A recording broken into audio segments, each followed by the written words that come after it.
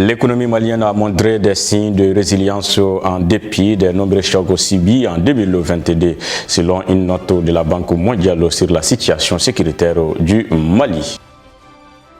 La participation du président de la transition au sommet Russie-Afrique est sur toutes les lèvres à Bamako. D'autres opinions sur le sujet dans ce journal. Le général Abdourahmane Tiani est désormais à la tête du Niger. Il a dénoncé la libération de certains chefs terroristes par le régime de Bazoum.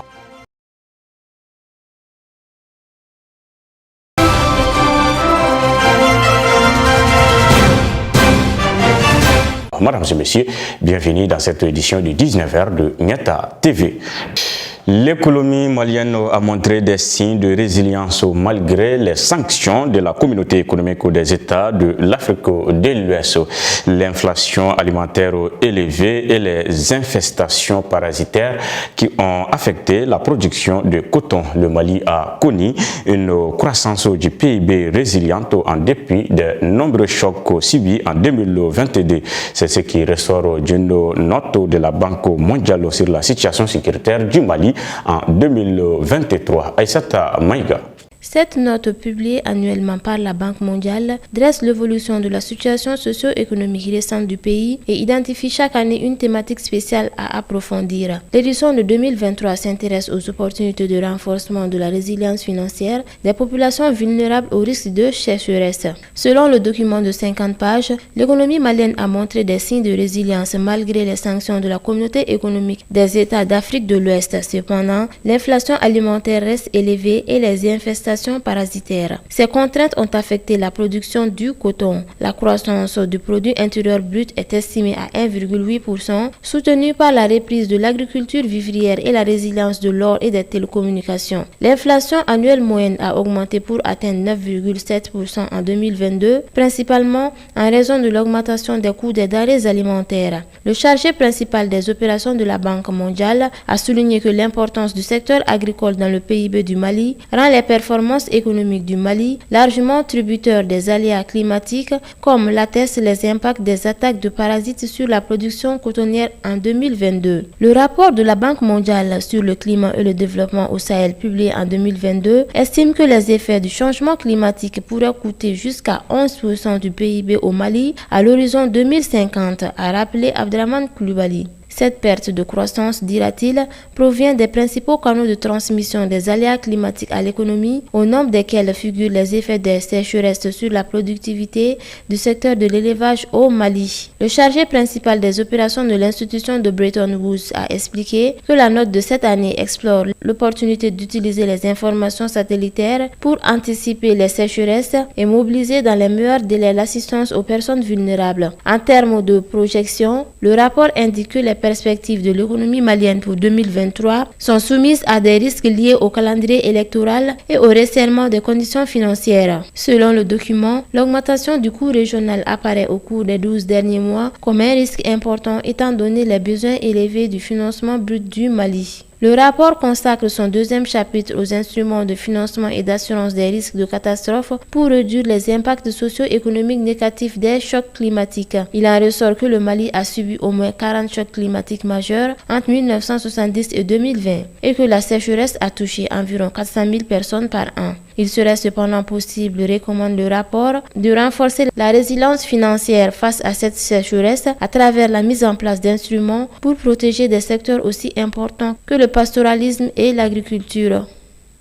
Les sanctions contre les vaillants officiers, le colonel Sadio Kamara, ministre de la Défense, le général Alou Boïgira et le lieutenant-colonel Adama Bakayogo n'ont d'autre objectif que de divertir le peuple malien. Ces propos sont du Premier ministre Dr Choguel Kokala Maïga. À son tour, a dénoncé une tentative de détournement de l'armée de l'air de sa lutte contre le terrorisme. Personne ne nous intimidera, selon lui. Aïssata Touré. Depuis quelques jours, nous attendons parler des fameuses sanctions contre notre brave ministre de la Défense et des officiers de l'armée de l'air. Je leur dis souvent, l'armée de l'air, vous êtes la fierté du Mali. Ce sont des pilotes de l'armée de l'air qui pilotent l'avion. Avant, c'était des étrangers, même pour donner à boire. Aujourd'hui, ce sont les Maliens à féliciter le chef du gouvernement. Dr Choguel Kokala Maïga a indiqué ensuite que le pilote de l'avion présidentiel fait partie des personnalités sanctionnées. On nous a dit qu'on va les sanctionner et geler leur avoir. Est-ce qu'ils ont des avoirs là-bas? S'est-il interrogé avec ironie. Cependant, dira le Premier ministre, il y a une catégorie de cadres dans notre pays à qui, si l'on refuse le visa, ils meurent. Parce qu'ils ont mis tellement d'argent que quand on dit que les comptes sont fermés, ils meurent. Ce n'est pas le cas de ceux, en tout cas avec qui je travaille, a dit Dr Choguel Kokala Maïga. Selon lui, il y a une bataille géopolitique et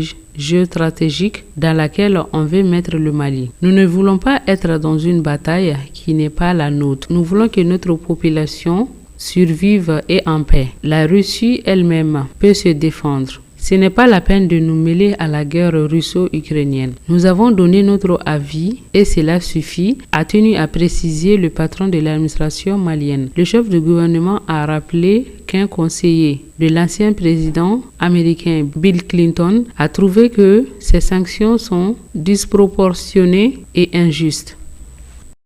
Dans le cadre de la participation du président de la transition, le colonel Assimi Goïta, au deuxième forum économique et humanitaire Russie-Afrique, la population a donné son opinion concernant le déplacement du colonel Assimi Goïta en Russie. Les citoyens ont salué ce déplacement du président de la transition ainsi que la coopération entre le Mali et la Russie. Reportage Abdou Ouattara et Salif Niaré. La participation du président de la transition, le colonel Assimi Goïta, au Forum économique et humanitaire Russie-Afrique est une initiative qui est saluée par plusieurs Maliens. Selon la population, cette participation du colonel Assimi Goïta en Russie va renforcer le développement du Mali et son émancipation du joug de l'Occident. Je disais qu'effectivement, la visite de Assimi Goïta en Russie vraiment est très salutaire pour le Mali, pour le développement du Mali, pour l'industrialisation du Mali et pour l'émancipation du Mali du zouk de l'Occident, de l'impérialisme. Je disais qu'effectivement, il a parlé des BRICS.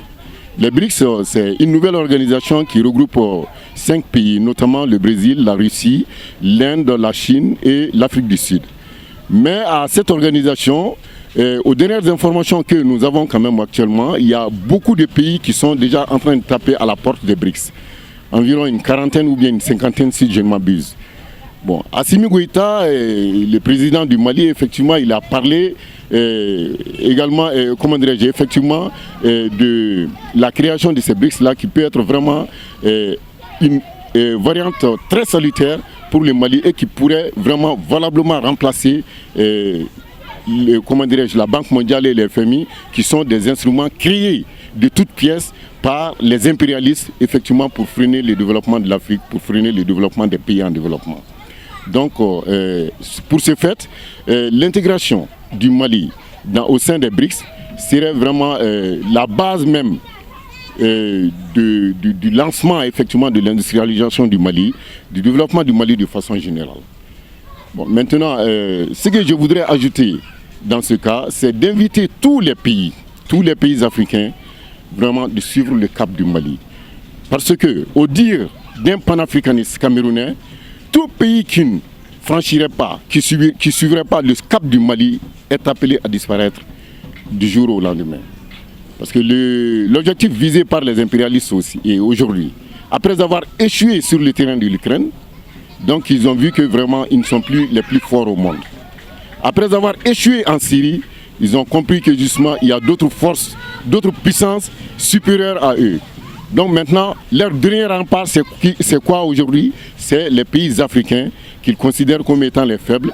Et dans leur tête, justement, ils peuvent s'accaparer des richesses de ces pays parce qu'effectivement, ils se croient plus puissants qu'eux. Mais grâce effectivement à l'appui de la Russie qui est en train de s'implanter progressivement sur le continent africain et à travers le Mali en première position, moi je pense que cette initiative créé de toutes pièces par les impérialistes et par l'Occident serait quand même un échec total. Cette participation du président de la République, le colonel Assimi Goïta, au Forum économique et humanitaire Russie-Afrique est un atout majeur pour le développement du Mali. Le commandant de la région militaire numéro 2 et commandant du secteur 5 de l'opération Maliko, le colonel Youssoufou Oumaro Sissé, a effectué une visite sur le chantier de nouveau camp de sang situé à quelques mètres du village de Boukouéré. Il était venu constater l'installation du dispositif sécuritaire sur le site devant habiter le 23e régiment d'infanterie motorisée.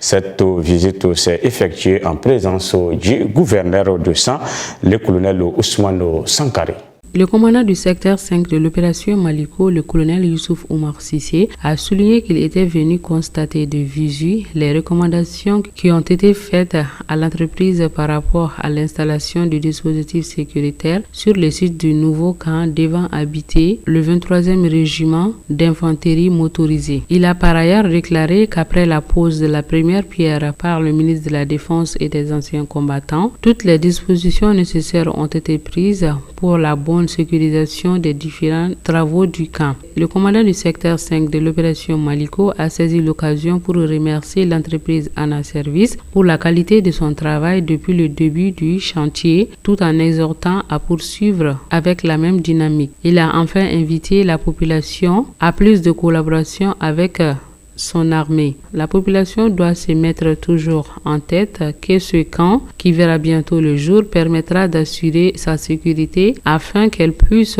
vaguer librement à ses occupations dans la plus grande tranquillité, a conclu le commandant du secteur 5 de l'opération Maliko. Le gouverneur de San, le colonel Ousmane Sangaré, s'est réjoui de l'état d'avancement des travaux et du dispositif sécuritaire mis en place pour assurer la sécurité des travailleurs du chantier. Le chef du détachement du site de San, l'adjudant-chef Zoumana Malé et ses éléments se sont montrés engagés à réussir leur mission avec dévouement et professionnalisme.